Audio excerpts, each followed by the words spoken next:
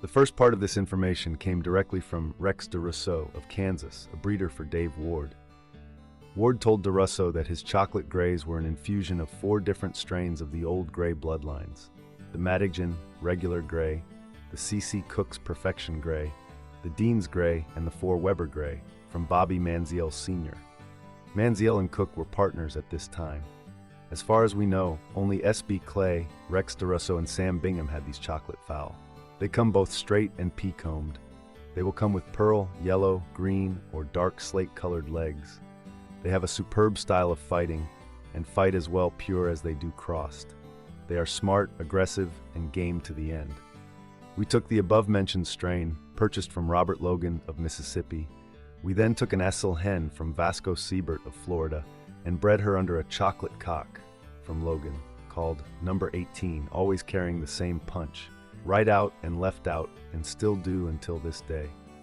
We then bred this cross to a Lundy Roundhead from Jimmy Johnson of Americus, Georgia. We then bred this down until all fowl carried 1/8 Asil and 1/8 Lundy Roundhead. By having from 4 to 6 breeder pens, we were able to keep this percentage in all of our chocolate gray fowl. We have experimented with other degrees of blood percentages, but found without a doubt this is the best that we have come upon. As you probably know, I have been advertising 4 Weber Grays for a long time, since 1949. Through friendship, I secured the last of the Manziel 4 Weber Grays the late S.B. Clay had. Clay wanted me to get back into the game chicken business and told me to look over his place and pick out anything I wanted for broodstock. I saw a well-built gray cock, about 6 years old, that Clay had in a stall that had bad feet. I told Clay I liked his looks, and he was too old to fight. How about that one? Clay gave me a big smile and said, "Jim, do you know what cock that is?" I told him I did not. Then he told me he was the old 4 Weber Gray cock from Manziel, and that this cock had been fought in 5 large tournaments and derbies. This cock was marked all 4 webs out. Whether Madigan marked them that way, I do not know. I was under the impression that was Manziel's mark, but Grady Hamilton says it was Madigan's. Regardless of who marked them, mine were marked that way. I told Clay I had better get something else, as I didn't want to get one of his best brood cocks, but he said he wanted me to have the best and to take him, which I did. This was about 1949. He also secured 3 C.C. Cook Perfection hens for me to mate with this cock, and I raised quite a few and gave most of them to Clay, in appreciation for what he had done for me. I bred this 4 Weber cock for 3 seasons, and when the cock became sterile due to age, I took him to Clay, and Clay told me to destroy the cock, which I could not do, and left him with Clay, and he destroyed the cock. The year Clay passed away, I gave him 6 gray stags out of the old 4 Weber cock, and he shipped them to the islands. The same year I gave him 4 pullets that he wanted to mate with one of his cocks to ship to LA in exchange for 5 shake cocks. I asked Clay why the name 4 Weber, and he told me because they were marked all 4 webs out. Mr. Hamilton said there were 3 hens, 2 went to Henry Wortham and 1 to Bobby Manziel Sr.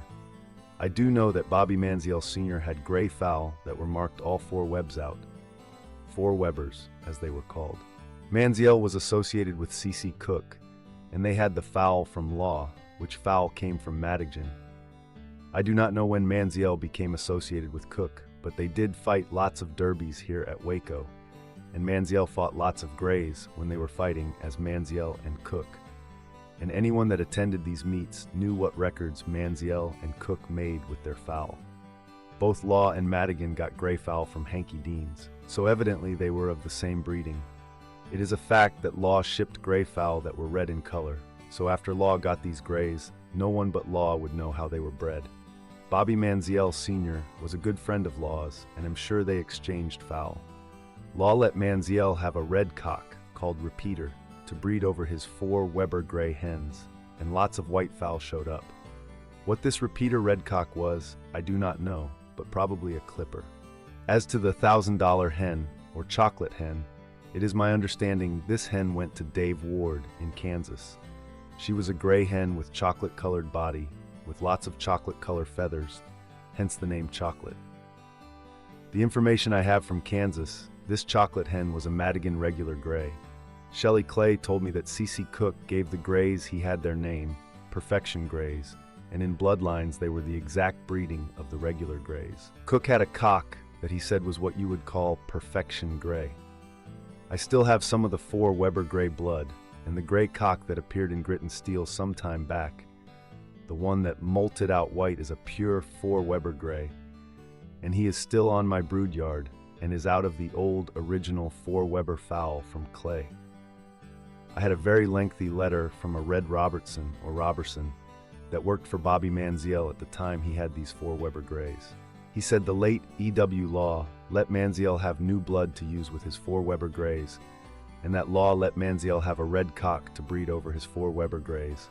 And when mated, they produced lots of white stags, and Manziel did not like the white coloring and gave them to Clay. When in partnership with Cook, fighting at Dripping Spring Pit in Waco, Clay's pit during the 1940s, I did not see any white fowl fought by Manziel. Law didn't know Manziel gave the fowl to Clay, as he did not like to see them go into other hands. Clay tried the white stags, and they were excellent fighters, and this changed Manziel's mind about not wanting them. I do not know how Clay got his 4 Weber blood from Manziel, whether he bought fowl or Manziel gave them to him. Clay told me they were the best he had on his yard. After Clay passed away, I gave Mrs. Clay 2 of the 4 Weber Gray stags to mate with some highly inbred gray hens she had. The stags from this mating were bought by Mr. Galbraith when he was in Colorado, as I helped Mrs. Clay dispose of her chickens. Galbraith bought both red and grays, and when he moved to Oregon, he got in touch with me and wanted some of the 4 Weber blood. Galbraith won a 6-cock derby with 6 full brothers of these grays, winning 6 straight without a loss. He entered another derby and used 2 of his 3 spur grays and won 6 straight again. One of Galbraith's stags was returned to me for a brood purpose, and I have him in a brood pen at this time. Galbraith wrote me he won 10 fights with 8 stags without a loss. There is no question about it. Anyone having this 4 Weber Gray blood has just about as good, if not better, than any fowl. I have corresponded with Rex DeRousseau of Kansas, a breeder of Dave Ward fowl, and part of this information came from him, and as he was on the ground, he got the information firsthand from those that bred this $1,000 hen, and fought stags from her. He told me the $1,000 hen was in Kansas, and he talked to the man that ran the pit at Bellawaite, where Dave Ward, a noted cocker in Kansas, fought fowl from this chocolate or $1,000 hen, and Mr. Ward said the chocolate name given the hen was a count, as stated, her feathering. This letter from Rex DeRousseau was dated March 2, 1959, and he had bought chocolate blood from Bob Basham. As to where Mr. Basham got his blood, I do not know. When I bred the 4 Webers straight, I did not get anything but gray fowl.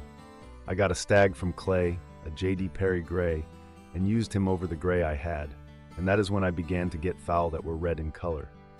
This Perry gray blood was a perfect blend with my 4 Weber grays. Don't anyone write and ask me what are the J.D. Perry grays, as I do not have this information, and I doubt if Clay knew. About 1957, I bought 2 white hens from Bob Basham, went to his place and picked them up. He told me they were Dean's grays, and some come white. These 2 hens were a little too old to breed, and I only raised 1 stag to maturity. These hens were mated to a pure 4 Weber Manziel gray, and this stag came light red with lots of white and feathering, and looked more like a white hackle. A party from St. Louis visited me when I had this stag, and I told him the full history, and that I had this 1 stag, and as I did not like his color, gave this stag to him, and he was shipped to St. Louis. The white hens did not molt out completely the next season, and were very short-feathered, and they would not lay any eggs, so I have them to a Waco friend of mine, and told him to take them to the country and turn them loose, and they might freshen up and start laying. The last I heard of these 2 hens, they died, and none was raised from them. If Grady Hamilton is correct about the 3 hens, Bobby Manziel, Sr., gave or sold the hen to Dave Ward, as that is where the $1,000 hen went to. The 17 years I have been breeding these 4 Weber grays, I got 1 white hen, but the following year after molting, she turned gray, and is still gray.